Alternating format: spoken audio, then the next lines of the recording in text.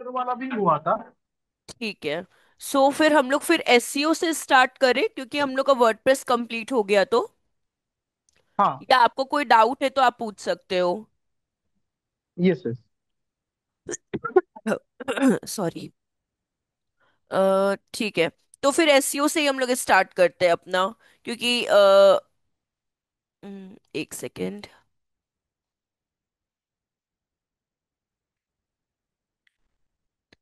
SEO topic.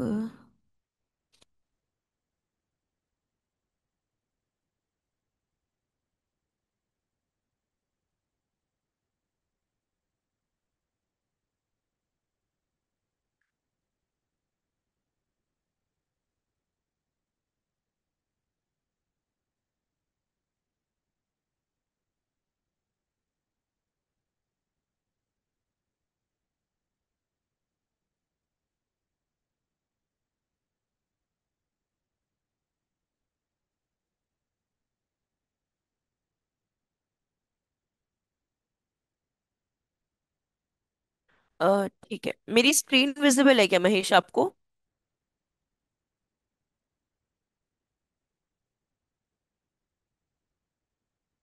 हाँ yes ma'am. Okay.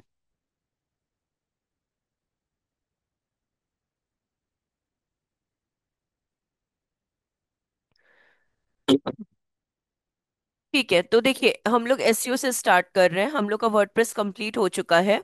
सो SEO basically, SEO का जो फुल फॉर्म है वो आपका है सर्च इंजन ऑप्टिमाइजेशन।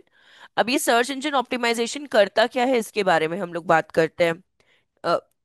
टेक्निकली जो भी गूगल पे आप वेबसाइट को सर्च करते हो, फॉर एग्जांपल आप सर्च करो डिजिटल मार्केटिंग कोर्सेज। ठीक है। यहाँ पे अगर आप बॉटम पे देखोगे, तो ये जितने भी जहाँ पे स्पॉन्सर्ड नहीं लिखा होता, जैसे ये कोर्सेरा हो गया, यूडेमी हो गया, या फिर रेस्ट आपका जो भी मतलब और वेबसाइट्स जैसे आपकी आ रही हैं यहाँ पे, ये आपकी होती हैं एसईओ के रिगार्डिंग। ठीक है। अब एसईओ जो आपका है, टेक्निकली ये गूगल पे अपनी सर्च विजिबिलिटी को शो करता है।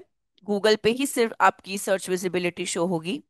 अब गूगल जो ये पेज, जो गूगल पे आपने इस कीवर्ड के थ्रू आपके सामने ये जो पेज ओपन हुआ है, ठीक है, इस पेज को टेक्निकली हम लोग बोलते हैं सर्प। इस पेज को हम लोग बोलते हैं सर्प। इसका फुल फॉर्म होता है सर्च इंजन रिजल्ट पेजेस। ठीक है। अब ये जो सर्च इंजन रिजल्ट पेजेस है, ये कंसिस्ट करता है तीन चीजों को। अपने पेज पे तीन चीजों को लेता है। पहला, एक आपका होता है एससीओ। ठीक है। सेकंड आपका होता है पीपीसी, या गूगल एड्स, या सर्च इंजन मार्केटिंग, आप कुछ भी कह सकते हैं। एंड थर्ड होता है आपका लोकल एसईओ। लोकल एसईओ जो होता है टेक्निकली वो कुछ ऐसा होता है जैसे कि आप ये देख रहे हो यहाँ पे। ठीक है। तो ये क्या है, आपका लोकल एसईओ का पार्ट है। तो ये जो पेज है आपका गूगल का, जो सर्च इंजन रिजल्ट पेज होता है, ये तीन चीजों कंसिस्ट करता है। क्या क्या है वो आपका? Google ads, local SEO and SEO. अभी जो हम लोग स्टार्ट किए हैं वो है आपका एसईओ। ठीक। अब देखिए एसईओ जो है टेक्निकली ये ऑर्गेनिक है। ऑर्गेनिक मतलब आपको पैसे नहीं लगाने होते हैं। बट एसईओ की और अगर बात करें तो एसईओ आपका जो होता है थोड़ा स्लो बर्निंग प्रोसीजर होता है। मतलब वो धीरे धीरे धीरे धीरे ग्रो करता है। ठीक है। अब ये जो आपका एसईओ है ना, टेक्निकली रैंकिंग पे कैसे लेकर आए अपनी वेबसाइट को हम लोग। ठीक है। तो वेबसाइट पे अगर अगर आपको अपनी वेबसाइट को रैंकिंग पे लेकर आना है, तो दो चीजों का हम लोगों को ध्यान रखना पड़ता है।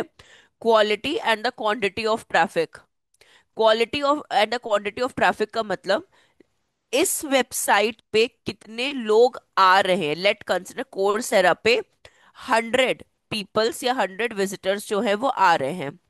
तो ये क्वांटिटी ऑफ ट्रैफिक हो गया। आउट ऑफ 100, लेट कंसिडर 50 लोग होल्ड पे हैं, मतलब स्टे कर रहे हैं, आपकी वेबसाइट को रीड कर रहे हैं, तो ये आपका क्वालिटी ऑफ ट्रैफिक हो गया। तो जब आपका quantity and the quality of traffic आपकी वेबसाइट पे आता है, तब आपके एसईओ पे जो रैंकिंग होती है आपकी वेबसाइट की, वो एक लेवल अप होती है। ठीक है। अब इसके बाद अगर देखा जाए तो इतने में तो कोई प्रॉब्लम नहीं ना महेश? नहीं मैम। ठीक। अब देखिए, ये जो जैसे मैंने बोला, quality of traffic and the quantity of traffic, तो आपका सर्च रिजल्ट अबव हो जाता है। अब अगर आप यहाँ पे ध्यान दोगे, तो इसमें कुछ गूगल एल्गोरिदम्स भी होते हैं। गूगल एल्गोरिदम्स का मतलब क्या है, कि जैसे कि आप अपनी वेबसाइट पे कंटेंट लिखते हैं, ठीक है, तो वो जो कंट अभी थ्योरेटिकल पार्ट है, इसके बाद प्रैक्टिकल स्टार्ट होगा, क्योंकि अभी 1 या 2 सेशन आपका थ्योरेटिकली चलेगा। तो गूगल एल्गोरिदम्स की बात करते हैं। पहला एल्गोरिदम आपके सामने है पांडा एल्गोरिदम। ठीक है। ये टोटली आपका किस पे डिपेंड करता है? आपका सिर्फ कंटेंट पे ही डिपेंड करता है ये। ठीक है। तो कंटेंट किस तरह का आप लिख रहे हैं, और कैसे बोल सकते कंटेंट, हाँ, कंटेंट की क्वालिटी कैसी है, क्या वो रीडेबल कंटेंट है, क्या वो कन्वर्सेशनल कंटेंट है। तो इस तरह का जो कंटेंट आप अपनी वेबसाइट में पुट करते हैं ना, ये टेक्निकली आपका पांडा एल्गोरिदम का पार्ट होता है। अब ये जो आपका पांडा एल्गोरिदम है, अब देखिए, वैसे तो जो ये एसईओ है आपका, थोड़ा सा एआई भी इसके अंदर इन्वॉल्व हुआ है। ठीक है। इस एसईओ के अंदर भी क्या है आपका, एआई क्या हुआ है, इन्वॉल्व हुआ है। अब कैसे ये पता चले कि इसके अंदर एआई का कैसे, मतलब इंपॉर्टेंट रोल है, या कैसे अपने को आइडेंटिफाई करने की एआई है कि नहीं? अब देखिए, कंटेंट के लिए अपने बहुत सारे टूल्स होते हैं, ये आपको ही पता है। कंटेंट मेकिंग के लिए अपने पास क्या होते हैं, बहुत सारे गिवन टूल्स होते हैं, जैसे कि आपका chat GPT, Google Gemini, perplexity, copy dot AI and many more. ठीक है। सो ये जितने भी टूल्स हैं ना, आपको कंटेंट तो वो प्रोवाइड कर देता है, बट क्या उस कंटेंट को हम लोगों को लेना चाहिए कि नहीं? एक सेकेंड। हाँ, तो उस कंटेंट को अपने को लेना चाहिए कि नहीं, वो अपना मेन मोटिव है। अब देखिए, जो आपकी ये एआई टूल्स हैं, आप इन एआई टूल्स को यूज तो किए ही होंगे, स्पेशली चैट जीपीटी को तो हर कोई यूज किया है। तो ये जो आपका चैट जीपीटी वाला सेक्शन है, इसके रिगार्डिंग अगर हम लोग यहाँ पे बात करेंगे, आप यहाँ से कंटेंट का आइडिया ले सकते हो। अगर आपको किसी चीज पे कंटेंट लिखना है, फॉर एग्जाम्पल आपको अपनी वेबसाइट पे कंटेंट लिखना है, उस कंटेंट को मतलब इलाबोरेट करना है, आपको वेबसाइट का डिस्क्रिप्शन प्रोवाइड करना है, ठीक है, तो आप आइडिया ले सकते हो, लेकिन दो तरीकों से। पहला, या तो आप अपनी हाँ तो मैम, कॉम्पिटिटर। हाँ। सॉरी मैम, हाँ, बोलिए। ये मुझे आप शेयर करने वाले हैं ना, ये हाँ हाँ, पीडीएफ ये हम, जी हाँ, ये कर सकते शेयर हैं ना? करेंगे। हाँ हाँ। टेक्निकली तो ये ओके। शायद आपका जो स्टूडेंट का वो है ना, क्या बोलते हैं, आपके स्टूडेंट पोर्टल पे जाइएगा, तो वहां पे आपका वो क्या बोलते हैं, वो पोर्शन सेक्शन का नाम नहीं पता है मुझे, शायद स्टडी मटेरियल करके कोई आपका एक सेक्शन होगा, उसमें ये ऑलरेडी आपके ओके। पास होगा। एक बार आप देखिएगा। अच्छा। इन केस अगर ठीक है नहीं ठीक होगा ना, तो आप मुझे कल बताइएगा, तो हम आपको व्हाट्सएप ग्रुप में शेयर कर देंगे। नहीं तो अदरवाइज मैंने ये है। Share okay. पहले ही आपके इस बिगनिंग ऑफ द क्लास में ही कर दिया था। नहीं ठीक है। तभी, नहीं मैं ग्रुप पे नहीं था तभी। अच्छा, तो आप एक बार ना स्टूडेंट मटेरियल में देखिएगा, अपने स्टूडेंट पोर्टल पे जाके, ओके। ये वाला है। अगर इन केस आपको नहीं मिलेगा ना, आप सचिन सर को बोल दीजिएगा, हम उनको शेयर कर देंगे, वो आपके डैशबोर्ड पे विजिबिलिटी आ जाएगी उस पे। ठीक है सर। ठीक। सो ये जो आपका पांडा एल्गोरिथम है ना, टेक्निकली ये सिर्फ और सिर्फ किसके लिए है, आपका कंटेंट के लिए है। ठीक है। अब कंटेंट कैसा होना चाहिए, क्वालिटी, कन्वर्सेशनल रीडेबल। अब ये जो कंटेंट आप पढ़ रहे हो ना, अब देखिए हर वेबसाइट पे जब आप कंटेंट लिखते हो ना, तो वो बहुत सिंपल और इजी गोइंग लैंग्वेज में होना चाहिए। आपको बहुत अट्रैक्टिव क्या बोलते हैं वर्ड्स का यूज नहीं करना जो लोगों को समझ में ना आए। जितना इजी लैंग्वेज, जैसे हम लोग इंग्लिश में कन्वर्सेशन करते हैं ना बहुत बेसिक और अंडरस्टैंडेबल लैंग्वेज में, वही आपकी वेबसाइट में भी होनी चाहिए। बात ये आती है एआई टूल्स की, एसईओ के अंदर जब एआई थोड़ा इनबिल्ट है तो देखिए आपका एआई टूल्स तो बहुत सारे, जैसे कि अभी मैंने नाम लिया, perplexity, Gemini, copy dot AI, chat GPT and many more. आप उन वेबसाइट से आइडिया ले सकते हैं कैसे मुझे इनिशिएट करना है, कैसे मुझे अपने कंटेंट को रेडी करना है। मतलब आप आइडिया क्या कर सकते हो, ले सकते हो, बट आप उस कंटेंट को कॉपी नहीं कर सकते, बिकॉज वो आपको कोई ओरिजिनल कंटेंट नहीं देता। ठीक है, वो वही कंटेंट देता है जो गूगल पे रनिंग में चल रहा होता है। तो अगर आप चैट जीपीटी या इन सब के डेटा को कॉपी करके आप अपने वेबसाइट में पुट कर रहे हैं, तो आपके ऊपर कॉपीराइट का इशू आ जाएगा। कॉपीराइट का इशू का मतलब क्या होता है कि आपके ऊपर गूगल की पेनल्टी लग जाएगी और आपकी वेबसाइट गूगल से ब्लॉक हो जाएगी। तो इट्स मच बेटर, आप रीड करके आइडिया ले सकते हैं कि अपने को लिखना कैसे है, क्या क्या पॉइंट्स पुट करने हैं, बट उस डेटा को कॉपी करके पुट मत करिए। ठीक है, तो ये आपका पांडा एल्गोरिदम है।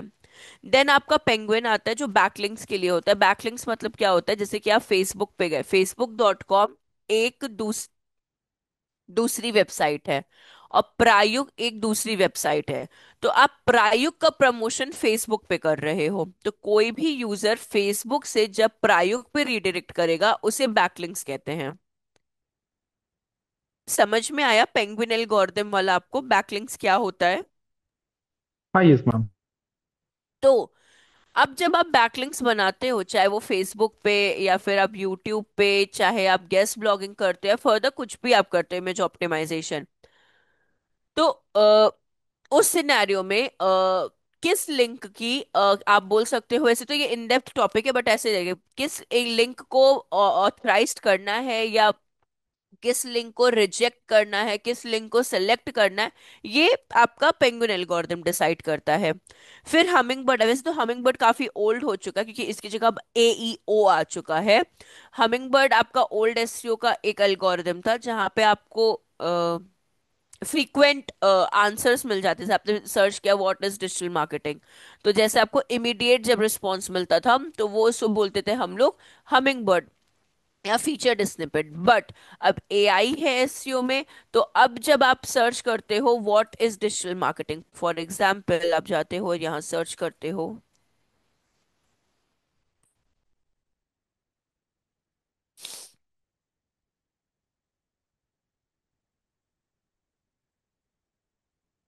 सी, ये जो अब आपके सामने रिजल्ट आता है ना, ये आपका एआई ओवरव्यू का पार्ट है। सॉरी, यहाँ तक ये आपका एआई ओवरव्यू का पार्ट है। अगर आप शो मोर पे और जाते हो तो ये पूरा आपका एआई ओवरव्यू है, ये पूरा यहाँ तक आपका।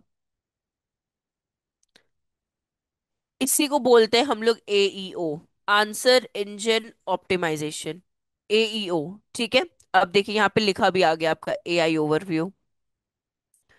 अब गूगल भी आफ्टर, आप बोल सकते हो अभी तो नहीं बट फ्यूचर में गूगल आपको कुछ इस तरीके का दिखाई देगा, एआई मोड में दिखाई देगा। जैसे कि अभी राइट नाउ हम लोग को गूगल कैसा शो हो रहा है, कुछ इस तरीके का शो हो रहा है जैसे आप यहाँ पे देख रहे हो। बट फ्यूचर में गूगल की विजिबिलिटी कैसी हो जाएगी, इस तरह की हो जाएगी। टोटली उसका इंटरफेस क्या हो जाएगा आपका, चैट जीपीटी एंड फर्दर मतलब एआई टूल्स के जैसा हो जाएगा। अब इसके बाद आपका यहाँ पे आता है पीजन एल्गोरिथम, ये लोकल एसईओ के लिए होता है। अब ये लोकल एसईओ क्या है, ये आपका लोकल एसईओ है, सॉरी इधर नहीं था, ये this is your local SEO, ये वाला आपका लोकल एसईओ आपका बोल सकते हैं तीन चीज पे डिपेंड करता है, जिसे कहते हैं हम लोग nap. Name, company name, company address और कंपनी फोन नंबर। तो ये जो आपका लोकल एसईओ है, जो ये आप देख रहे हो ना, ये मैप और ये वेबसाइट डायरेक्शन, ये तीन चीज पे आपकी डिपेंडेंसी रोल प्ले करती है। Name, company name not your name, company name, address and phone number. अब बात ये आती है कि ये लोकल एसईओ जो होता है, ये टेक्निकली आपको पीजन एल्गोरिथम पे डिपेंड करता है। और आपकी वेबसाइट मोबाइल फ्रेंडली होनी चाहिए। तो ये पांच तरह के, पांच महीने की चार तरह के आपके एल्गोरिथम है, जिसमें सिर्फ दो जो है वो बहुत इंपॉर्टेंट एल्गोरिथम्स हैं, पांडा और मोबाइल फ्रेंडली अपडेट। ये ही दो एल्गोरिदम आपकी वेबसाइट को क्या करते हैं, गूगल की रैंकिंग पे लेकर आते हैं। इसके बाद, हाँ, अब देखिए इसके बाद अपना आता है सर्च इंजन। अब देखिए सर्च इंजन काम कैसे करता है। तो टेक्निकली जो आपका ये सर्च इंजन है, ये क्रॉलिंग, इंडेक्सिंग और रैंकिंग के बेस्ड पे काम करता है। जस्ट एक सेकंड रुकिएगा ना महेश, प्लीज।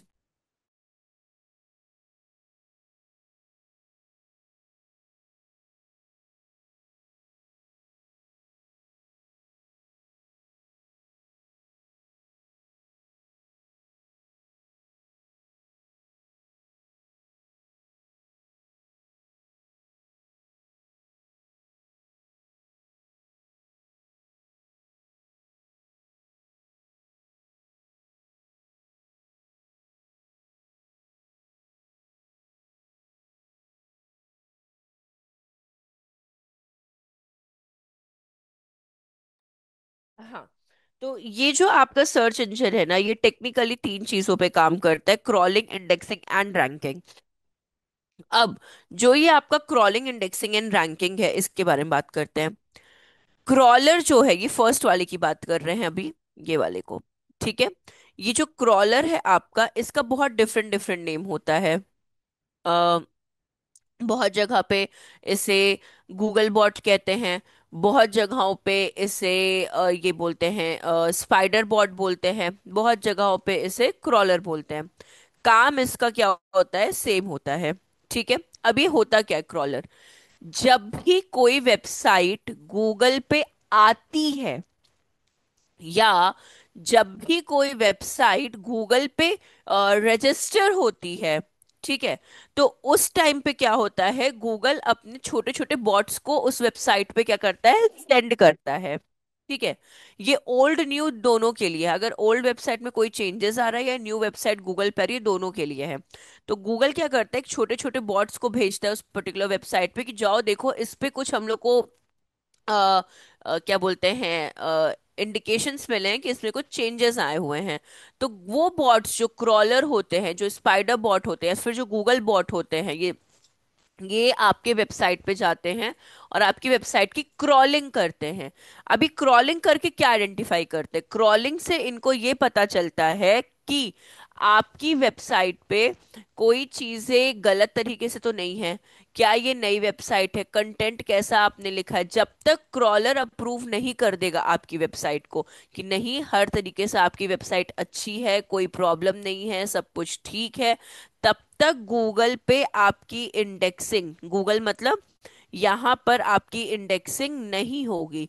तो गूगल क्या करता है, क्रॉलर को आपकी वेबसाइट पे सेंड करता है, ठीक है, क्रॉलिंग के लिए। जब क्रॉलर आपकी वेबसाइट को अप्रूव कर देता है, तो गूगल पे क्या होती है, आपकी वेबसाइट की इंडेक्सिंग हो जाती है।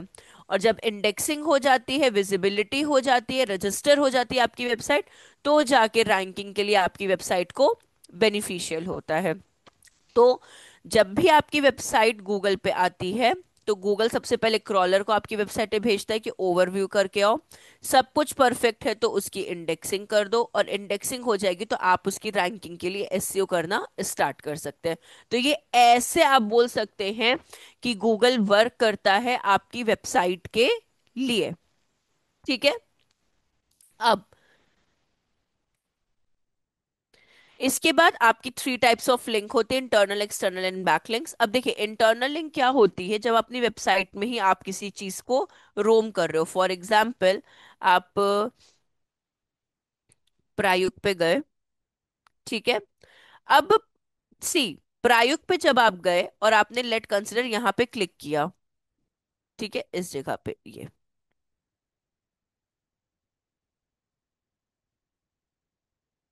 तो आप कहाँ पे रिडायरेक्ट हो गए?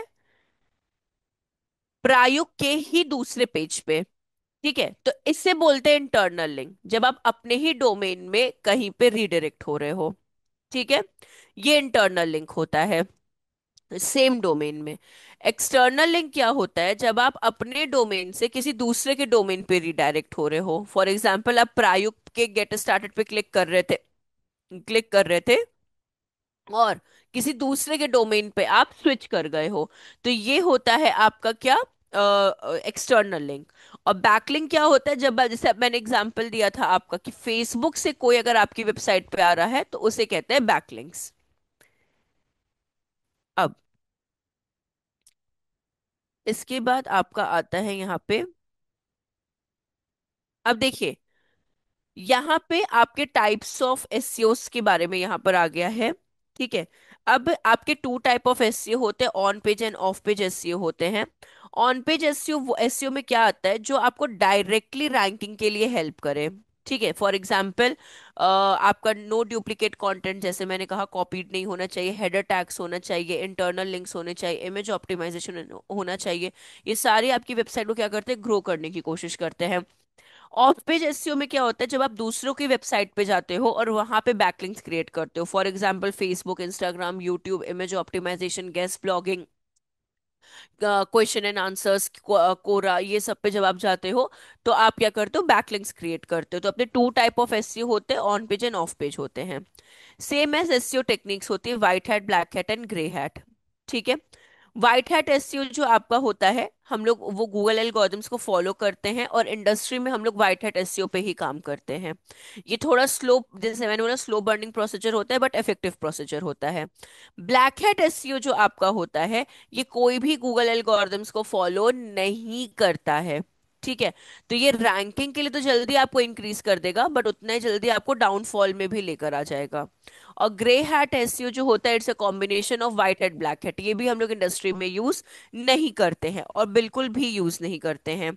तो जितना भी हम लोगों को काम करना है, क्या बोलते हैं, वेबसाइट के लिए, वो हम लोगों को on page plus white hat SEO का यूज करके ही करना है। ठीक है, अब देखिए, कीवर्ड्स हम आपको थोड़ा लास्ट में बताएंगे। कीवर्ड्स क्योंकि एक सेपरेट पॉइंट आ जाता है, तो कीवर्ड्स का हम डिस्क्रिप्शन आपको लास्ट में देंगे, अभी नहीं देंगे कीवर्ड डिस्क्रिप्शन हम आपको। इसके बाद आपका ऑन पेज का और आ जाता है। अब देखिए, ऑन पेज एसईओ क्या है आपका, कि अब वो ऑन पेज जो था वो छोटे डिस्क्रिप्शन में था। हम लोग क्या क्या ऑन पेज एसईओ के फैक्टर्स को कंप्लीट करेंगे, वो चीज हम लोग का यहाँ पर आता है, जैसे कि कीवर्ड्स। कीवर्ड्स के बारे में से मैंने कहा कि थोड़ा हम लोग सेपरेटली बात करेंगे। तो देखिए, इमेज ऑल टैग। ठीक है, अब इमेज ऑल टैग क्या है आपका, कि आपको हर एक इमेज, फॉर एग्जाम्पल प्रायुक्त पे अगर ये इमेज है तो इस इमेज का नाम क्या होगा? इसे इलस्ट्रेशन कहते हैं, एब्स्ट्रैक्ट कहते हैं, कौन सी इमेज कहते हैं? तो इस इमेज का भी कोई नाम होगा जो हम लोगों को ऑल्ट टैग में क्या करना होगा? पुट करना होगा। ऑल्ट टैग में क्यों पुट करते हैं? क्योंकि इसका रीजन है कि क्रॉलर को हम लोग के ये ह्यूमन लैंग्वेज समझ में नहीं आती, उसे सिर्फ कोडिंग लैंग्वेज समझ में आती है। तो जब आप ऑल्ट टैग में इस पिक्चर का नाम पुट कर देते हैं तो क्रॉलर वहां से वो इसको रीड कर लेता है। एक सेकेंड प्लीज रुकिएगा।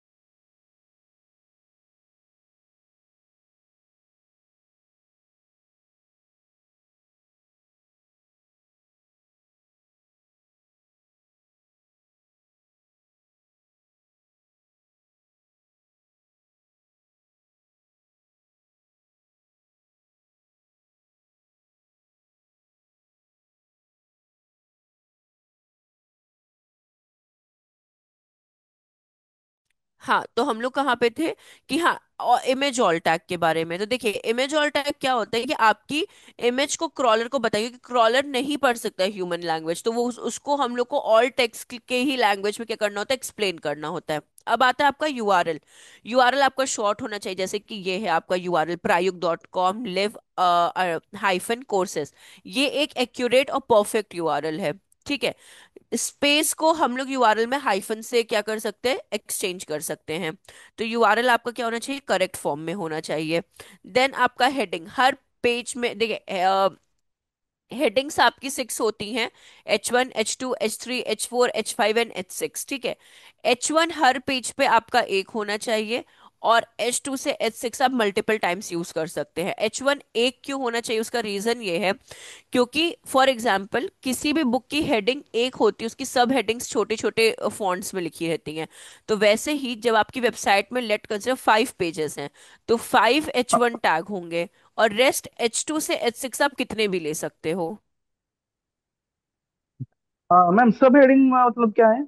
सब हेडिंग मतलब ये देखिए, जैसे कि हम बहुत सिंपल उसमें आपको बताते हैं। फॉर एग्जाम्पल, ये जो लाइव कोर्सेस है, इसकी हेडिंग है आपकी unleash your team and free LMS. ये आपकी मान लीजिए हेडिंग है, लेट कंसिडर।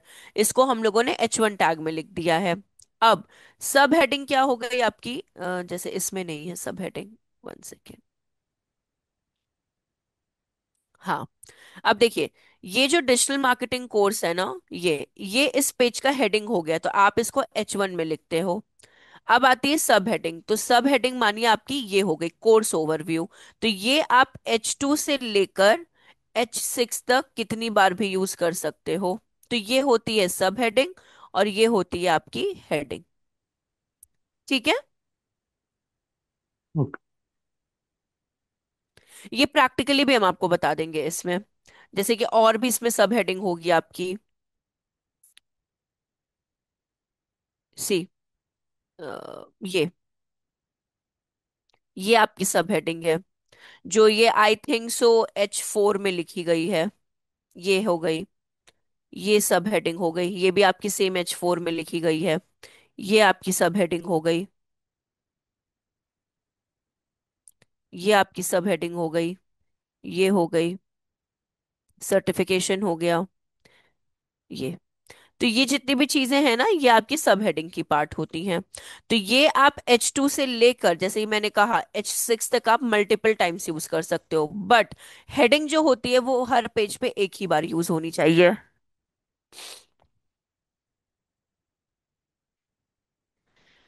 इसके बाद आपका कंटेंट आ जाता है। Content should be relevant, unique, engaging. जो मैंने कहा आपको कि कॉपीड नहीं होना चाहिए, अट्रैक्टिव होना चाहिए, एंगेजिंग होना चाहिए, अंडरस्टैंडेबल होना चाहिए, कन्वर्सेशनल होना चाहिए।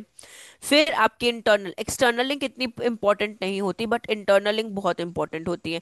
अगर आपके वेबसाइट में इंटरनल लिंक्स हैं, तो मतलब आपकी वेबसाइट आप अपने विजिटर्स के लिए, अब इंटरनल लिंक्स देते क्यों है उसके बारे में एक बार बात कर लेते हैं। टेक्निकली बहुत सारी इंटरनल लिंक्स नहीं देनी चाहिए, बट कुछ इंटरनल लिंक्स आप प्रोवाइड कर सकते हो। क्यों? क्योंकि वो आपकी ऑडियंस को इंगेज करके रखती है। इंगेज करने से होता क्या है ना, कि वो एक तरीके से आप बोल सकते हो कि ऑडियंस को बांध के रखती हैं, होल्ड करके रखती हैं, कि जितना ऑडियंस आपकी वेबसाइट पे रुकेगा, उतना आपका वेबसाइट रैंकिंग के लिए हेल्प करेगा। फिर फुटर आपकी वेबसाइट को कंप्लीट करता है। अब लास्ट आपका आता है ये मेटा टैग्स। मेटा टैग्स जो होते हैं वो आपके दो तरीके के होते हैं। तो आपके मेटा टैग्स यहाँ पर आते हैं।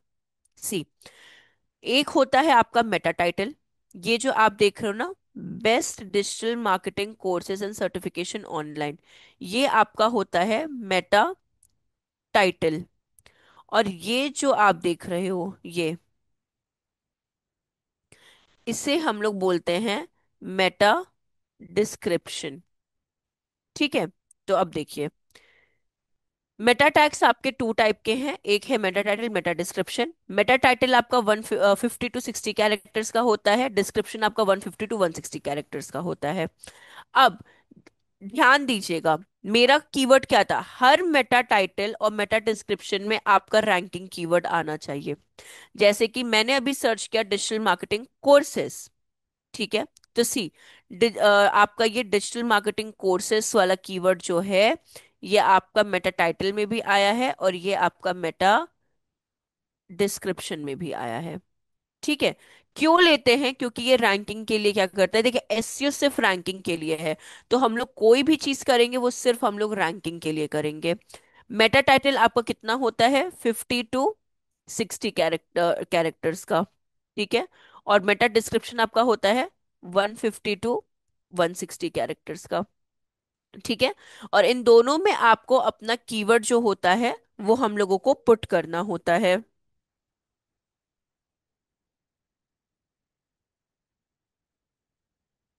ठीक है।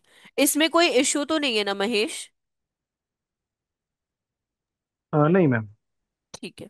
तो और क्या बचा अपना थ्योरेटिकल में? एक तो कीवर्ड का है, बट कीवर्ड के लिए हम लोग को प्रॉपर 1 घंटा चाहिए होगा।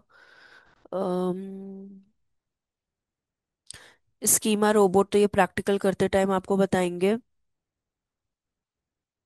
ठीक है, अभी मैम मतलब ओवर हुआ तो चलेगा। ये अभी कौन कॉल है मेरा? अच्छा अच्छा अच्छा अच्छा।